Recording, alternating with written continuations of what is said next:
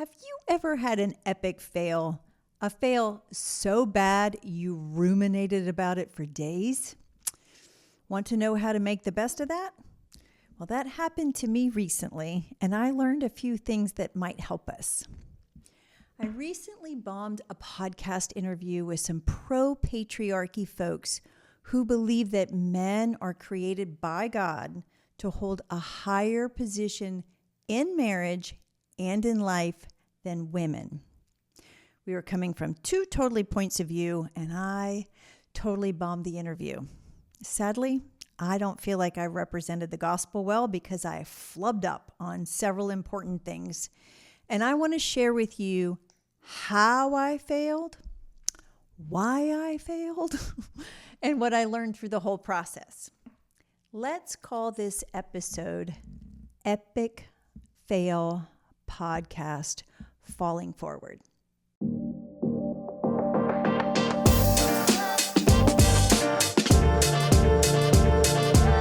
Welcome to Unleashing the Kingdom.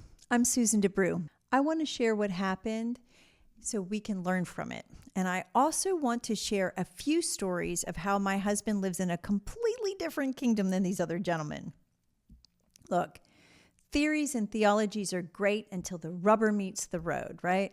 What you live out and what those around you experience is what matters most. So here's what's happened the other day.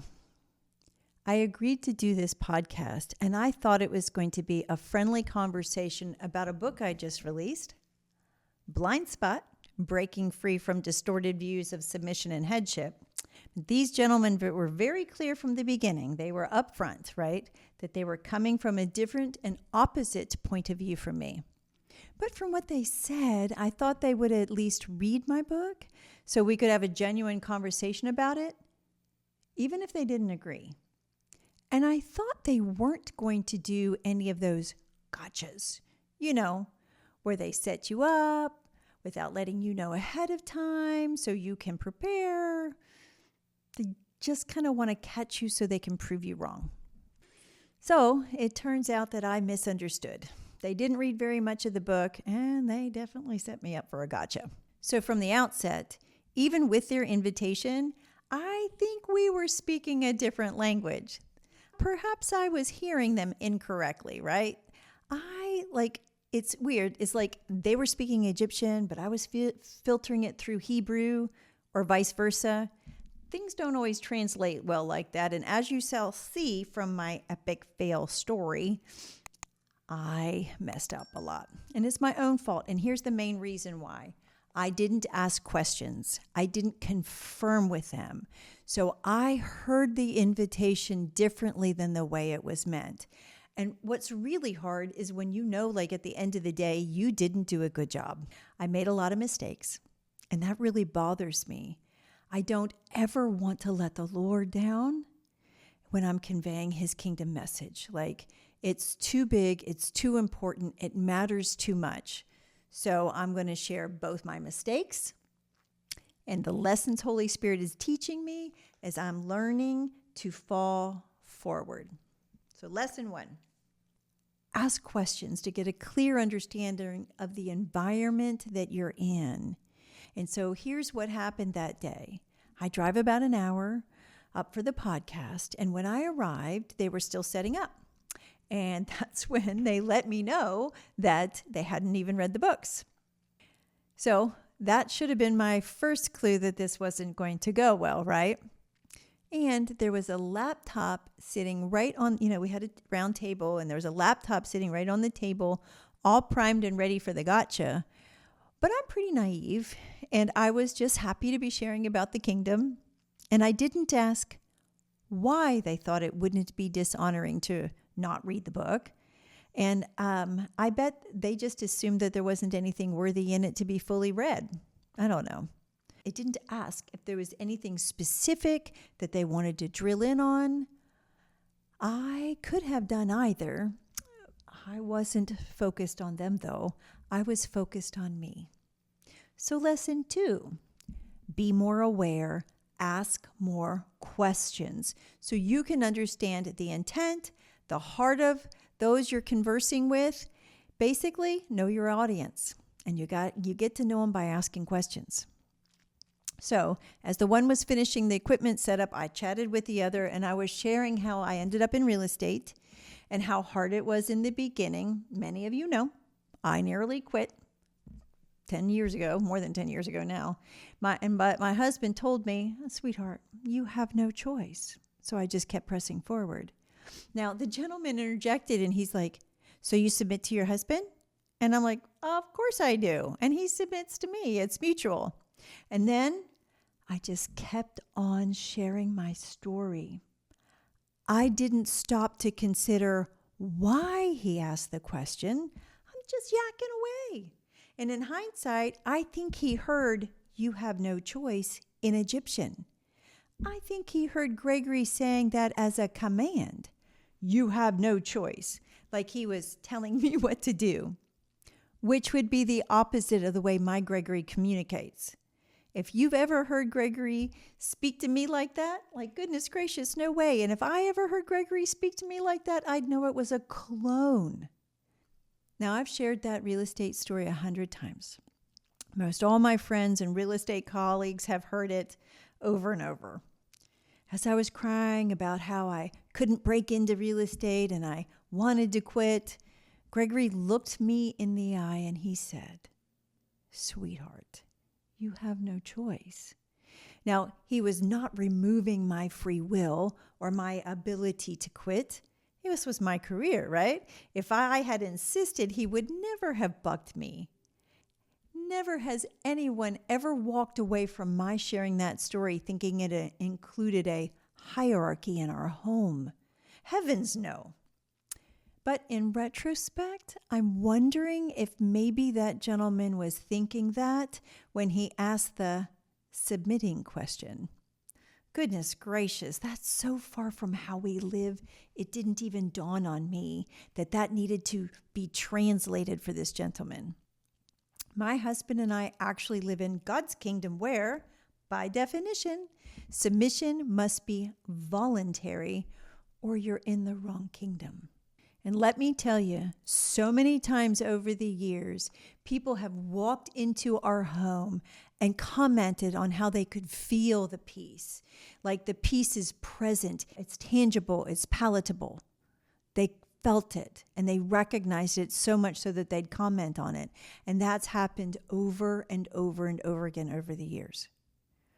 Why? Well, that peace is present because both Gregory and I operate in love, which is not just an ooey gooey feeling, right? Love by definition, 1 Corinthians 11, is other-centered, self-giving. And you can't do that and demand your own way at the same time. That's not only a contradiction in terms, it's also incongruent with Christ's kingdom. Gregory's point wasn't to correct me or to control me. It was to encourage me. I had so much invested in starting this business. I had a word from the Lord, and he believed I could do it. Those words were a reminder of the reality of our situation. It was an exhortation, not a command. And anyone who knows us knows that what you have no choice would sound like in Gregory Debrew's voice. As my husband spoke those words, I didn't feel like I was being told what to do. No. I felt the Lord. I felt peace wash over me. The torment of what if, thinking about quitting, thinking about what else could I do, it all faded away. The quit left. It literally shifted my mindset, and within 2 months, I had closed 8 transactions. That's a lot in real estate, and that's how God's kingdom works in the here and now. But how did I miss that the podcaster was probably hearing me wrong when he asked, so you submit to your husband? I can't tell you why, though. I can't tell you for sure if that's what he meant at all. You know why I can't tell? Because I didn't stop to inquire. I should have said, of course we submit to one another. Why do you ask? But I didn't. I didn't slow down to understand where he might be coming from. I wasn't being other-centered, other-aware enough to even grasp that he was hearing me in a different language. I just kept plowing on with my story. So lesson 3, ask questions. Ask so you understand the mindset of those you're with. Be more other-centered, not self-centered. So if anyone thinks Gregory expects his wife to obey him, it would be a discredit to him. He knows the Bible never says wives should obey their husbands like a child should obey its parent. It's not there. Nope. His strength comes from a place much more powerful than dominance or hierarchy. It comes from a higher kingdom. It comes from love. And let me tell you, that takes way more strength to do than to demand you get your way because you hold a superior position. To demonstrate this, I want to share 2 real-life examples of how my Gregory works this out. I'm going to take that before I share all the mistakes that I made on the podcast where I failed epically and repeatedly while the cameras were rolling. Okay, now these 2 Gregory stories that I'm going to tell you, I want you to understand. He does this kind of stuff every day in little ways, but he does it with the big stuff too, like these 2 examples. You see, my husband lives out Christ-like love. He lives out kingdom leadership because it's a kingdom based in love that doesn't seek its own. That doesn't get its, it doesn't get its significance from positions of rank or positions of power, but rather from releasing kingdom, right? Releasing freedom to others and lifting them up like Jesus always did. It's about freedom. Always has been, always will be. Because without freedom, there's no opportunity for love. And here's why. If you don't have the right to say no, your yes means nothing. It doesn't count. If you can't say no, your yes doesn't count because it holds no power. You have no choice. This is why God lets us create a messy world rather than force us to do it his way. It's why he's usually waiting on us rather than us waiting on him, right? It's why the Bible says it was for freedom that Christ set us free. Freedom is the requirement for the atmosphere of God's kingdom. It's like oxygen is the requirement to survive, right? We can't move forward without it. It's why if you tell a wife that she has to submit, you've moved the marriage out of God's kingdom where freedom reigns and into a world system where evil reigns. If she doesn't understand Paul and Peter's instructions to slaves and wives in the same context, Paul's telling them how to operate in freedom while they're still in bondage, then her and her husband both inadvertently live outside of kingdom covenant. It's important. You can't have a kingdom covenant without freedom. It doesn't work that way. Here's how Gregory demonstrates real kingdom strength. Years ago, Gregory was with his first wife before he met Jesus. And long story short, she didn't want the Christian life, so she left. And even though she had hooked up with other men, he was still believing for the restoration of his marriage for years. She ended up getting pregnant. And during the pregnancy, the Lord let Gregory know that he wanted him 24/7, meaning he wanted him to quit his job as the crew chief at the Arlington City's water department. So basically, God was telling Gregory that he needed to learn to live by faith without a job. Sometimes God calls us to seasons like that, and Gregory's radical enough to obey.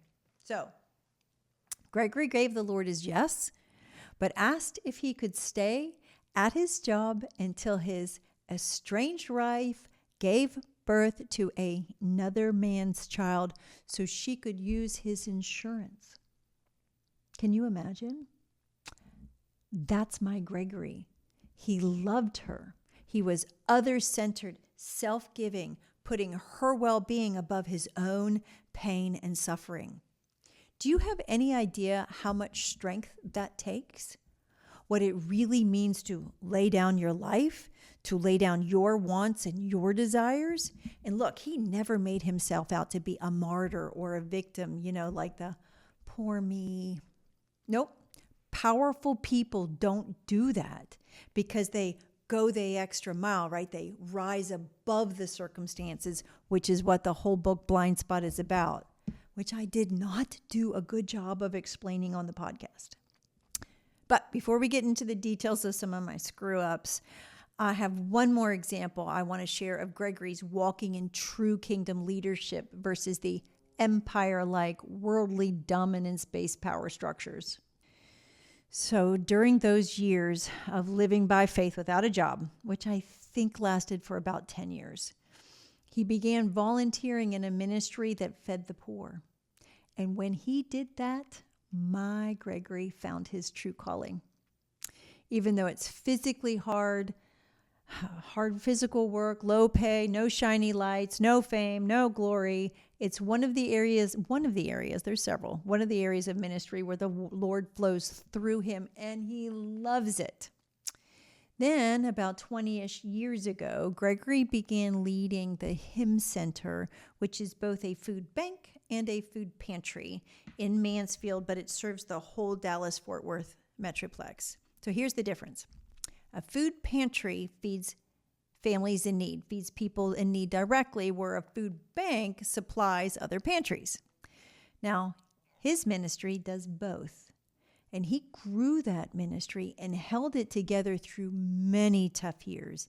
And to give you perspective, it's so big you can drive forklifts into the refrigerator. Now, he could bring in and then disseminate like 4 or 5 millions of pounds of food every year. But things were not easy financially. Now, he never did it for the money. He never even paid himself what I would consider a sufficient wage. He did it because he wants to feed people in need.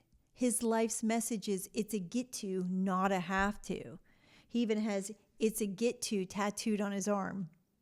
And then just a few years ago, some folks wanted him to become more like an executive director who could get political, networking and bringing in donations. But that's not his gift. He just wants to work with the food and love on the people, not the finances or the administration. So, since that wasn't his gift, they wanted to create a governing board. And as I read the proposed paperwork, I strongly opposed him doing it. He was signing over all of his power and authority, and even though the idea at the time was that he would stay on as executive director. Now, if you hear that I was strongly opposed, if you hear that in Egyptian, you may think that I was demanding and telling him he couldn't sign those papers. If that's how you pictured it, you don't know me either. Gregory and I are two very strong people with strong opinions, and we aren't afraid to share them. But we never seek to control or manipulate the other because that's not Christ-like. It's not Christ-like. It was obvious that this governing board, that they would end up taking over his ministry. The ministry that he built up, the one that he led, the one that he kept alive for 2 very hard decades. It was his blood, his sweat, his tears. But my Gregory felt he was to say yes. And it wasn't that he didn't believe me. He did. He understood clearly they would eventually take over the ministry. But he looked me in the eye, just like he did the day when he said, "Sweetheart, you have no choice." But this time he said, "Sweetheart, it's not my ministry. It's the Lord's. And what if this helps us to feed more people?" He didn't see being the boss of his own organization as something to hold on to any more than Jesus clung to his throne when he left heaven and emptied himself for us, Philippians 2. Jesus wasn't forced to go to the cross. The Father didn't demand. Jesus didn't have to. It wasn't like he had no choice. If you read the gospel message like that, then you're reading it with a worldly filter. You're actually reading the story in Egyptian. Jesus clearly said, "No one takes my life from me. I freely lay it down." He could have called legions of angels to set him free, but he chose, as an act of his free will, to voluntarily submit to the Father's plan. Actually, even to submit to the Jews' cruelty and to the Romans' cross. So look, if Jesus didn't have the ability to say no, then his yes would have meant nothing. He would have just been a powerless victim. But because he operated in love, because he went the extra mile, right? Because he went above their worldly systems, he had resurrection power. Same with my Gregory. It wasn't long before the governing board took charge and replaced him. He could have been angry or fought for the right to rule. Or at least he could have simply just retired, right, and let them have it. That may have been easier than staying on and then serving from a lower position on the totem pole. But that's what he did. He serves now from a lower position. And do you know that takes more strength than being a victim of circumstance? Does it hurt sometimes if people don't recognize who he is or what he's done for the ministry? Of course it does. But it's often the voluntary suffering that makes the sacrifice a sweet-smelling aroma to the Lord. You see, my Gregory, he was never climbing the totem pole to start with. He just wants to feed and love on people. Here's the kingdom at work. I don't know. Maybe a year later, COVID hits. Other pantries shut down. People all over the area are out of work. So their food ministry exploded. They had to expand like 5-fold almost overnight. They had lines around their building and down the street 5 miles long, filled with cars, filled with people that were needed food. So sorry. The need was overwhelming. Right. And this new leadership was able to get the Air National Guard to come help with labor. They networked and brought in huge donations of both food and the money needed to buy food. Hundreds of thousands of people in our communities didn't go hungry because God put in place the infrastructure that was needed. If Gregory had not been willing to see his throne, not his own, like King David did when his sons took it by force, right? Meaning they both Gregory and King David knew that it was not theirs. It was the Lord's. Then how many of those families would not have had enough food to eat? So let's step back and look at it from like a George Bailey, It's a Wonderful Life perspective. That's my favorite movie. What if the church had convinced Gregory, after we got married and had an infant grandbaby to raise, that he, as the man, had to be the financial provider, and as the woman, I had to stay home with the child? What if he believed that he had to be the breadwinner, as our traditional patriarchy model requires? If he had brought that religious pigeonholing marital roles into our life, like that hymn center would have closed a decade before COVID. So how did his life and his life choices affect the world around him? Like George Bailey, my Gregory is having a wonderful life. Truly, that's kingdom leadership. That's kingdom strength. That's being Christ-like. Okay, so back to my epic fail podcast. My not speaking the same language as these podcasters left them without any clue of what the heck I'm even talking about. We live in a different kingdom. My sharing Gregory's statement of, "You have no choice," and there, "So you submit to your husband?" response, before the cameras were even rolling, right? That disconnect was already there, and I didn't pick up on it. My constant talking, rather than stopping to ask questions so I could hear them, happened throughout the entire session. It was so bad, and I made several significant, epic mistakes, right? So, for example, when the podcasters moved to the gotcha moment, the gentleman with his computer read a few lines from my book out loud. Apparently, they'd read just enough to catch me in something wrong, and then they quit. He read where I wrote that Josephus, an ancient Jewish historian, a near contemporary of Paul's, used hupotasso, which is the Greek word for submit. I was saying that he used it differently than its traditional use. Now, the word always means, traditionally, it meant like rank and order, meaning to come up under. But like I said, in Paul's day, it had other meanings too. Like gay could mean happy, but in today's world, it morphed into mean homosexual. Well, he investigated, and AI told him that Josephus never used hupotasso in any other way than the traditional meaning. As I'm sitting there racking my brain, I could not remember ever looking up anything on the women's issue in Josephus. So I finally just said I'd have to look at my notes, which I didn't bring, right? So I stuck to my guns. The context of submit one to another in Ephesians 5 could not mean one person is over another, because you can't do that one to another. Like, it just doesn't make sense. The traditional meaning couldn't work in the context there. I still think that point is right, but you need to, everything you use to back up your point has to be right too.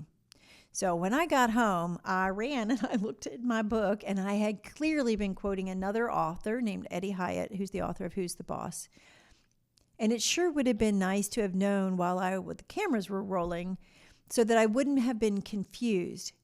If they had mentioned that I was quoting somebody else, I missed that too. So I don't know if they did. I don't think they did. But I also asked AI, and it confirmed that scholars who talked about Josephus's use of hupotasso only talked about it in the traditional rank and order way. So the podcasters could well be right. But then I also asked AI if there were any other times that Josephus used that word other than the ones that people talked about, right? Because, he wrote quite a bit, wondering if there were other cases that the scholars hadn't talked about. But AI could not confirm either way, because it doesn't have access to the original works. It can only tell me where some others had talked about what Josephus said. So AI suggested the two places where I could go check it out, because me, I'm obsessing on whether or not I have to fix something because it was wrong. And of course, my copy of Josephus doesn't have an index of every word like a concordance. So, I'm beyond ruminating at this point. Like I'm having a little bit of a meltdown. And one suggestion that AI gave me is a website where you can search that actual Greek word that's not transliterated into English letters, but you'd have to be able to speak Greek, and I don't do that. The other suggestion is a website where you could go search up the hupotasso, right, which is the Greek using English letters. But that requires a paid subscription. And of course, me not wanting to be wrong, I debated looking into that second one. But then I remembered how I get all raw when I want to defend something.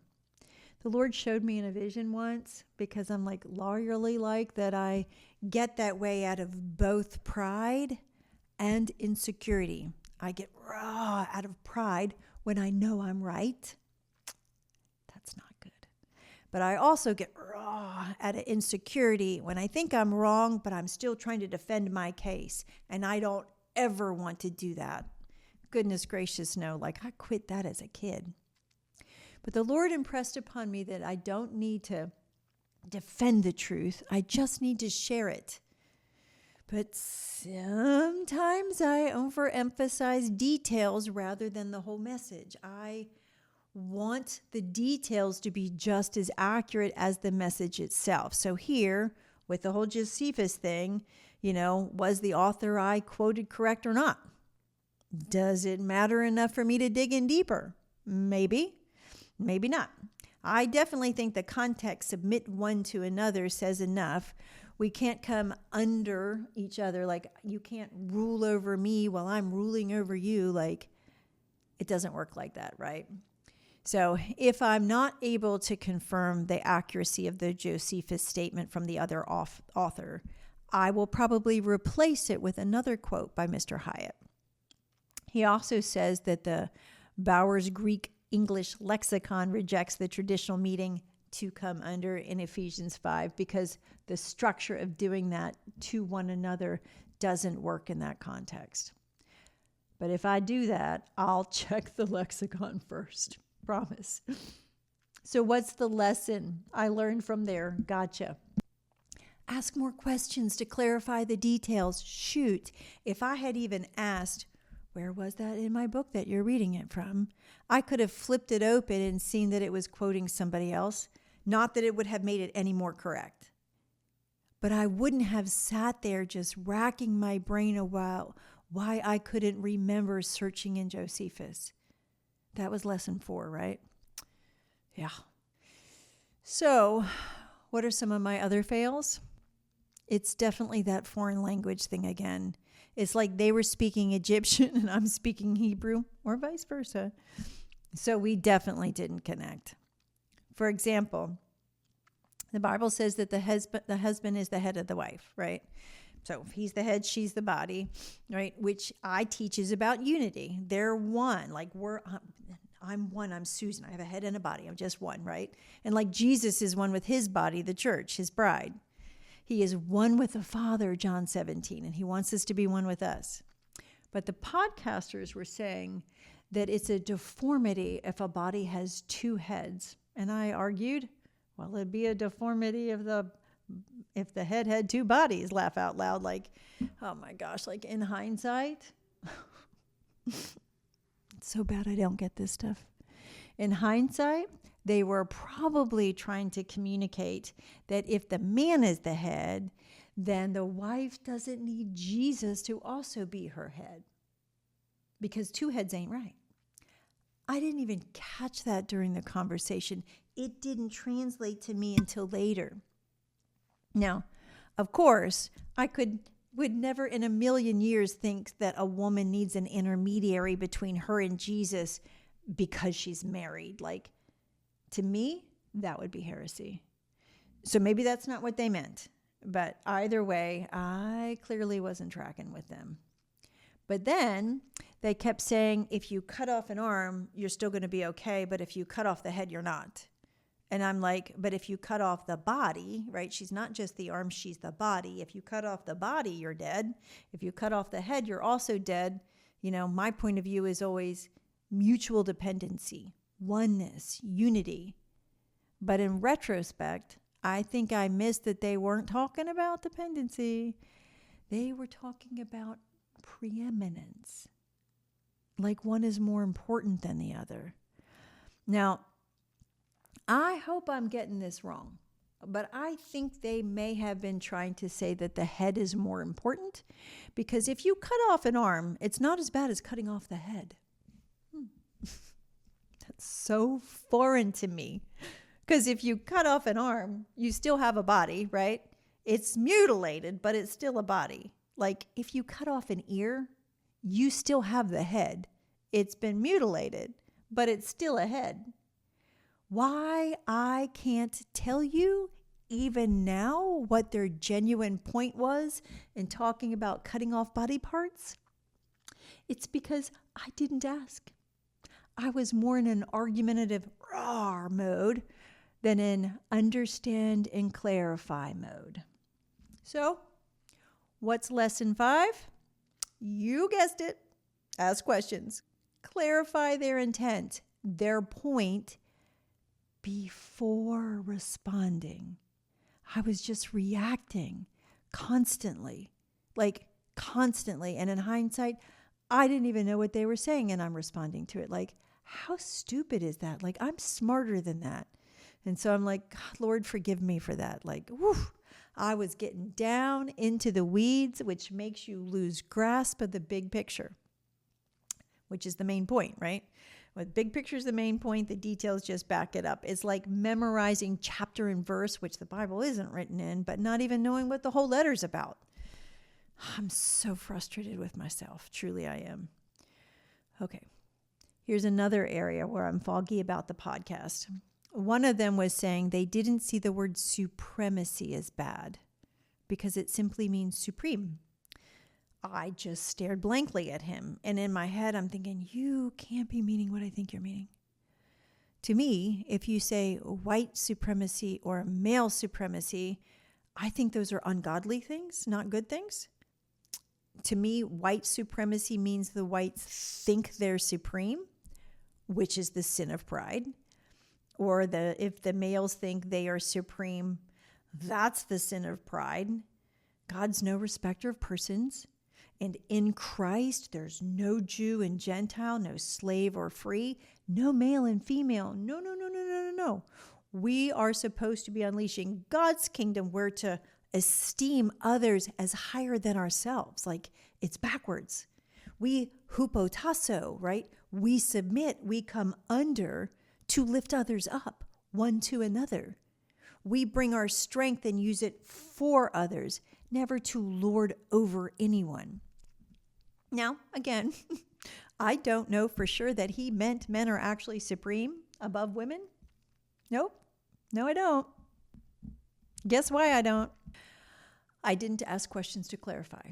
I'm sure there are plenty more examples of the language barrier, but there's also some areas where I failed because I flat out got the details wrong. We weren't talking much about blind spot.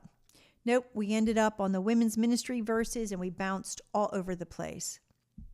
And I had not reviewed any of the women's stuff for, I don't know, 3 or 4 years now. It was only recently that God told me to go back and redo the books in my own voice. And I've only redone this one on submission and headship, the one I thought we were going to be talking about. In 1 Timothy, where Paul talks about overseers, the translators added 9 masculine pronouns, probably because they believe only men can lead. There's only one pronoun in that section, and it's neuter, non-gendered. But on the podcast, I think I said 19, but it was only 9. So if they catch that, it's one more detail they can use to discredit me, which would discredit the message I bring. And for that, I am truly sorry. And here's a good one. When talking about Phoebe in Romans 16, which I think I said Romans 4, there's a word that's used to describe Phoebe that has this same root word as ruler does in Timothy. It's why the contemporary English version translates it leader, even though other versions translate it helper or benefactor. I said on the podcast it doesn't mean benefactor. It actually can, though. However, the word means more than just giving money like Susanna did for Jesus. It carries with it a sense of authority, like a legal guardian or a presiding officer. But if you focus on my fails, my detail wasn't exactly correct. If you focus on that, you're going to miss Paul's point, and that breaks my heart. So I wish I had been better prepared. Phoebe was a deacon.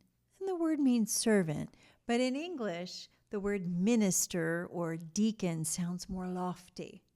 And most of us care about that totem pole now, don't we? But the Greek word deacon is used 20 times in the New Testament. Now, the King James Version translates it 19 times either minister or deacon, and only 1 time is it translated servant. Guess where? Yep, you guessed it. It's used for the woman Phoebe. Yes, there's a prejudice in translation. The translators probably thought they were just helping Paul out since women can't be deacons. Okay, lesson 6. Let's refer back to lesson 1 on that one. Ask more questions so you can be better prepared for the conversation. Be prepared by asking questions. I hate not being exactly right. So I came home absolutely defeated, feeling like I had let the Lord down. And whenever I don't do a good job, I question the Lord why he even picked me.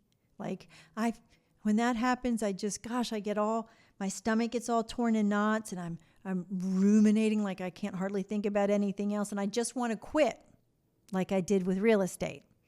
But after I got home, I shared with Gregory how bad I did and how bad I was feeling. And he says, "You can't quit. You're called to this.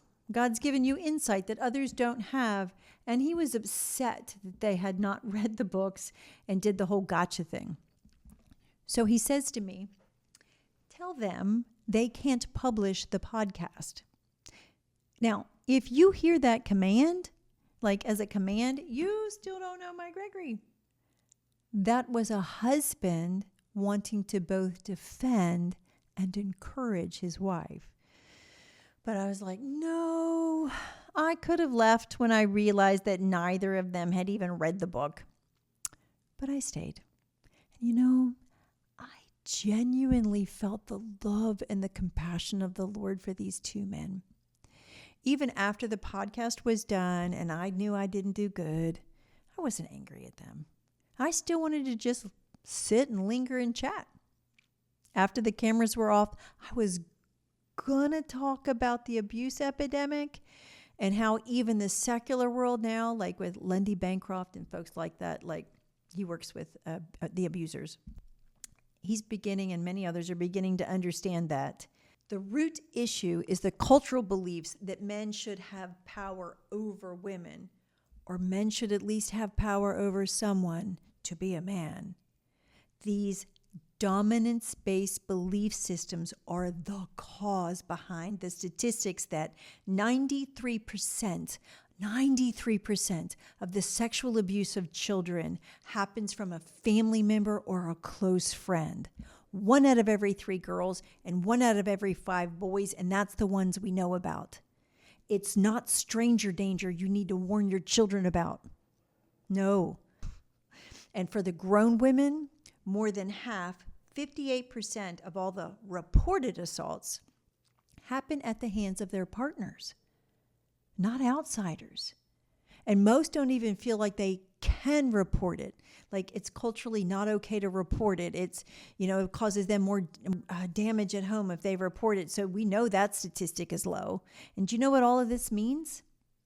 This means that it's safer for women and children in America, other countries too, but even in America, it's safer for our women and children not to go home.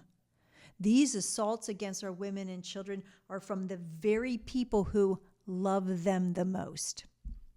That's not kingdom love. That's domination.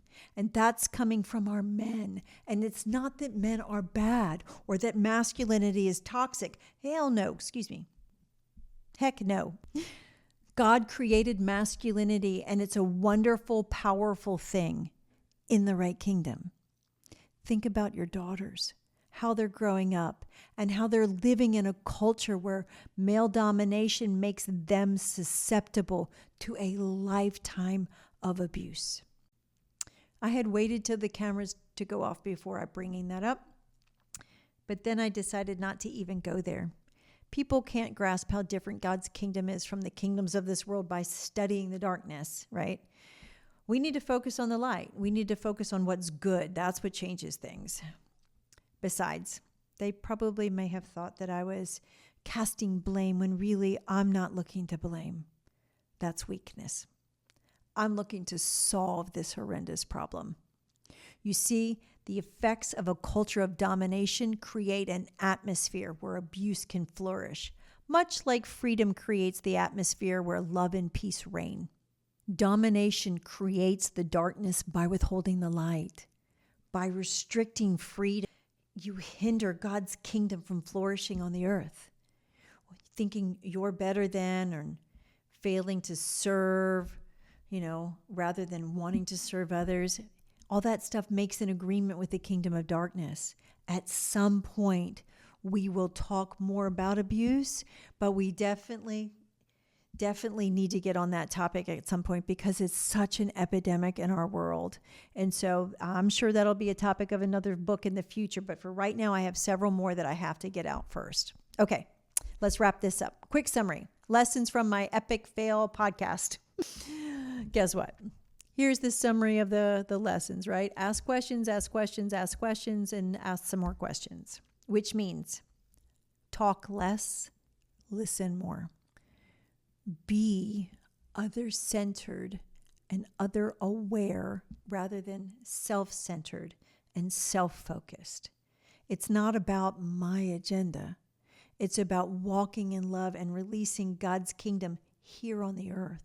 You need to learn the language of the people around you so you can understand and so that you can be understood.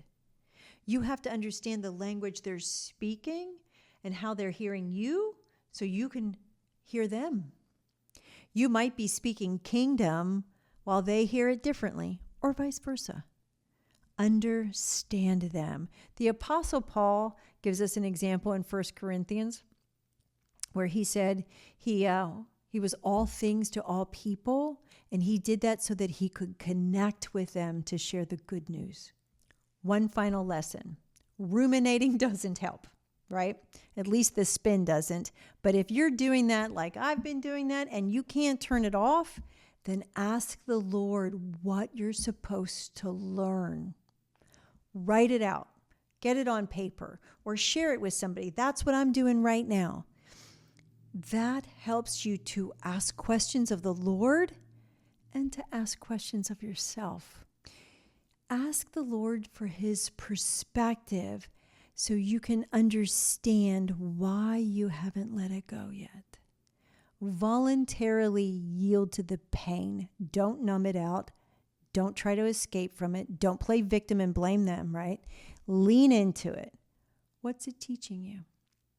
Let your pain be a means of growth, not just discouragement like I've been doing. Learn your lessons well, and then move forward. That's what I'm doing now. I'm shaking it off, shaking the dust off my feet, and I'm moving forward. Now, at that point, you have more strength, more resilience, and more wisdom. Look at what you gained: strength, resilience, and wisdom. So if you fail, if you fall like I did, then learn, and then we can fall forward. Falling forward is not bad. God has a beautiful way of making all things work together for good.